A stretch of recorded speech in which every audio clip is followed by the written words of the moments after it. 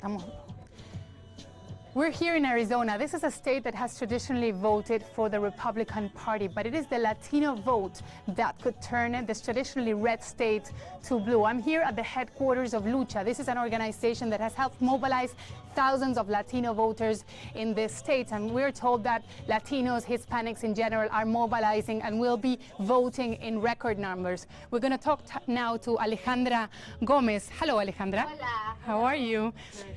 So you're the executive director of Lucha. What has been your strategy to mobilize the campaign here? So for us, it was really important that this year the Latino vote was heard. And we, along with One Arizona, completed 154,000 voter registrations. So our strategy was to expand the electorate and focus on Latino communities, communities of color, to ensure that we turned out this election because we knew what was at stake. It is still a difficult fight. I mean, traditionally this state has voted for the Republican Party. Are you hopeful about what could happen today?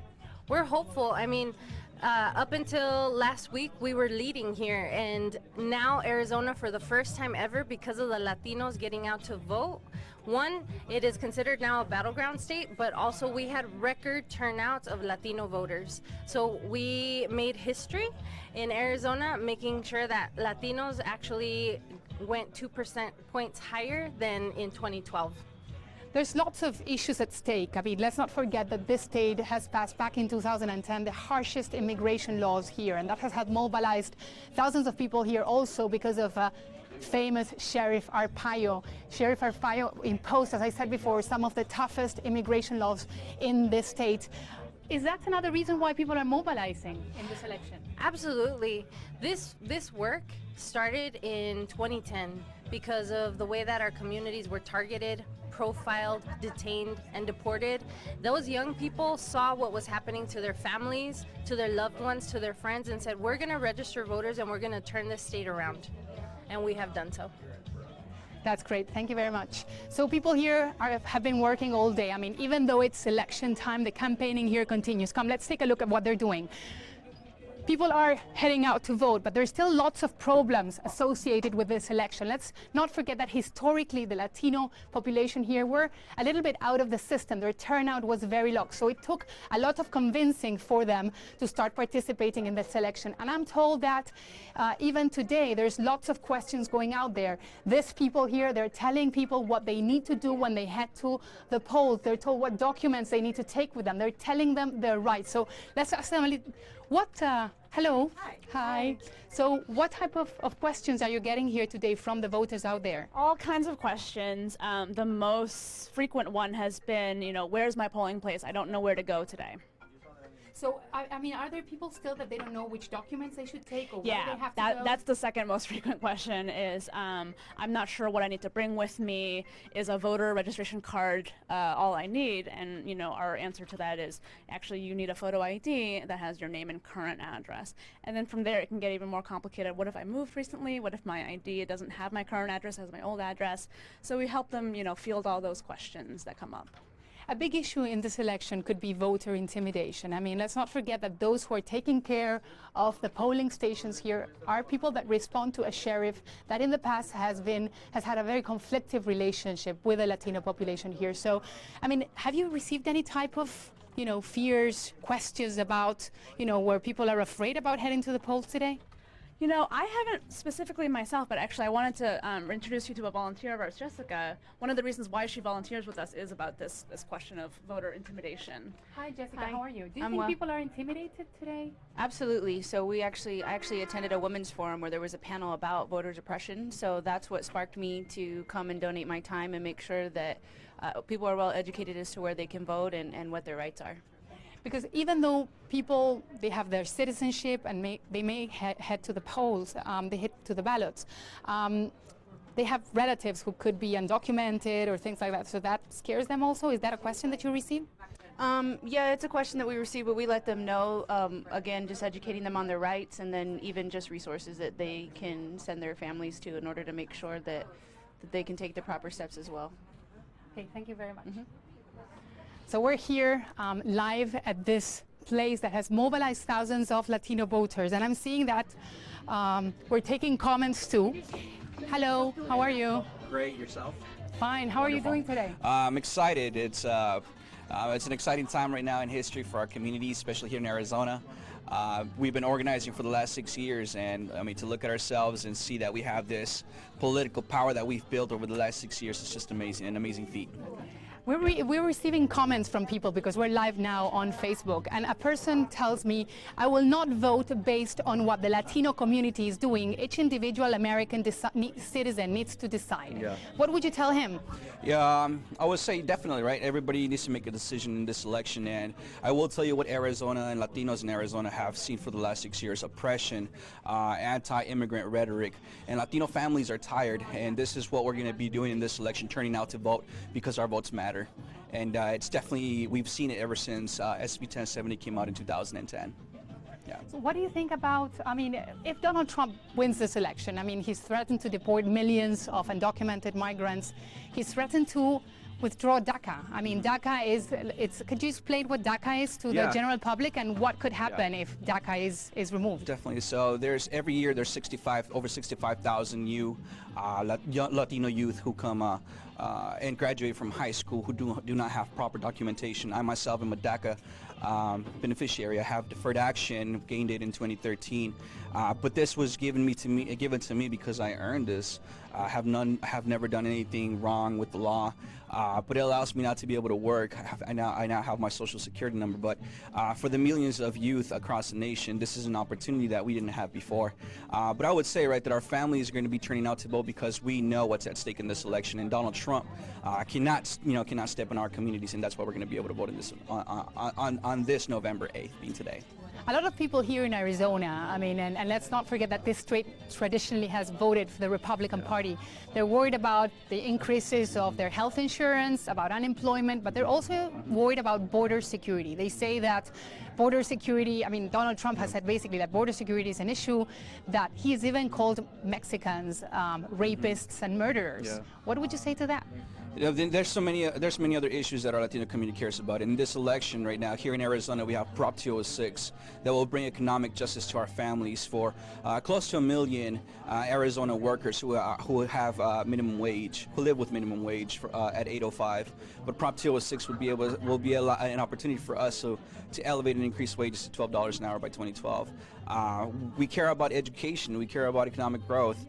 Definitely, we do care about immigration, and we know that in this election, we cannot have a Donald Trump be elected as president. Yeah. Barack Obama passed some extraordinary, in a way some would say here, extraordinary, like DACA, etc., that have benefited migrants, that have benefited the Latino community. What would you like to see change if Hillary Clinton is elected? Yeah, first and foremost, what's most important is the expansion of DACA for our families. My parents are also undocumented, but we've been in this country for over 20 years. We're taxpayers. We're looking for the opportunity to become Americanized, right? Well, we are already Americanized, but the opportunity to be able to be freely with our families. And that's something that we need, the expansion of DACA, DAPA, be able to also stop and bring an end to deportations nationwide. And this is for the 11 million families that we are fighting for. We're turning out to vote because it is a very important privilege that many people have, that some of us don't, right? And what we can see is that through turning out to vote, we can change policies. And as I mentioned, here in Arizona, we were able to bring a new state senator back in 2011 when we were able to remove Russell Pierce from office. And yet again, this year we can bring some justice to our communities because we are very close to be able to elect a new sheriff in town as well. And that's been part of this campaign also, in a way, removing Sheriff Joe Arpaio, who people here say and has been accused of racial profiling, as we said before, also of persecuting undocumented migrants, among other things. So there's several things being at stake right now in Arizona, not only about immigration, but also about, for example, minimum wage. That affects the lives of Latinos here too, no? Definitely. That is also at stake here in this election, but we've seen that over 64% of Arizona support a living wage, a dignified wages for Arizona, for all Arizona workers, and this will affect over 780,000 workers who have a minimum wage, and then it would also affect over 990,000 workers with dignified paid sick leave as well. And this is in the November ballot, and voters will decide today on dignified wages for all Arizona voters. Thank you very much. Yep, you're welcome. So as we were saying before, Arizona has traditionally voted for the Republican Party. People here are hoping to change that trend, but it's not going to be easy. I mean, when you go around all the state of Arizona, there's people that are worried, are very worried about the increase, for example, in their health insurance. They're worried about unemployment. They're very, very worried about the economic situation. They're also, in a way, disenchanted with the political class, and that's why many are going to vote for Donald Trump, because they see him as an outsider. Also, in this state, there's a very white conservative population that they could help the Republican Party win the state once again. Now let's see what else people here are doing on this election day. It's a crucial day today. Here. Oh, hello. How are you? I'm good. How are you? Fine. What are you guys doing here now?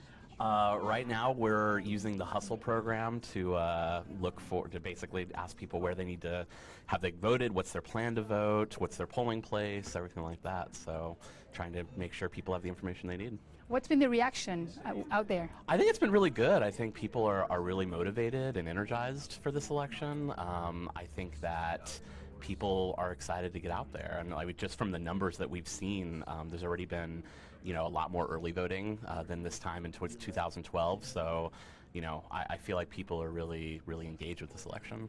So. Okay, great. Thank you very much. Yeah.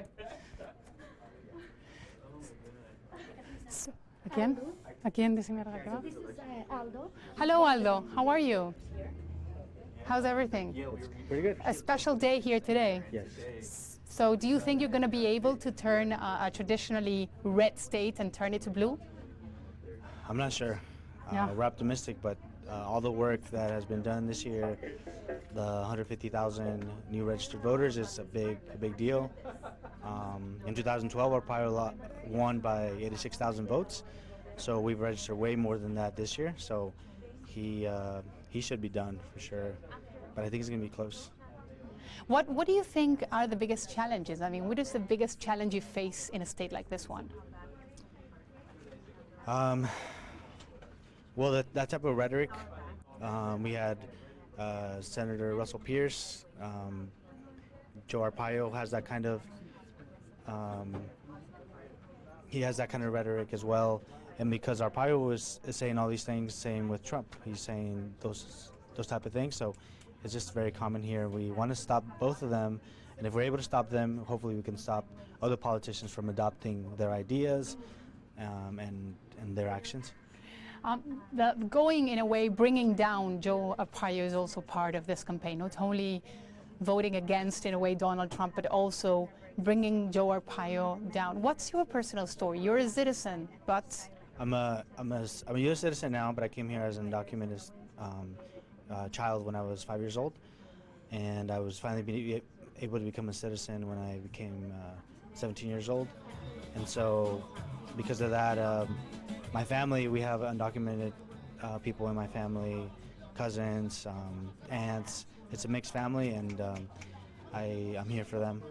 Are you afraid if Donald Trump wins this election about what could happen to them? Yes. I'm afraid of the policies. I'm not afraid of him. I'm afraid of the things that he could do. Deporting a lot of families, and other politicians doing that, adopting those ideas. Okay, thank you very much. So this is it here from Arizona, and this place that has been fighting, that has been struggling in a way to get Latino voters out there to be participating in the elections, and everyone here is hoping to turn this traditionally red state and turn it to blue.